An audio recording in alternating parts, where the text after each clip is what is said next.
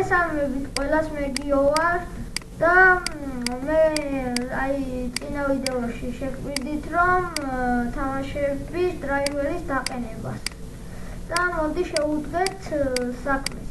ანუ ესეთი პროგრამა არის, რომელიც ლინკი იქნება დადებული, შევვალთ პროგრამ ES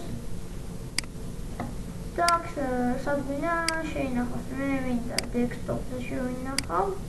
ოკეი, finish program. აი როგორც ხედავთ, ესეთი რაღაც დააყენა. შემდეგ ვაწვევთ file, save და ესეთი რა დიალოგად ბატონი ეხლა ფორმატი უნდა იყოს აუცილებლად გაითვალისწინეთ.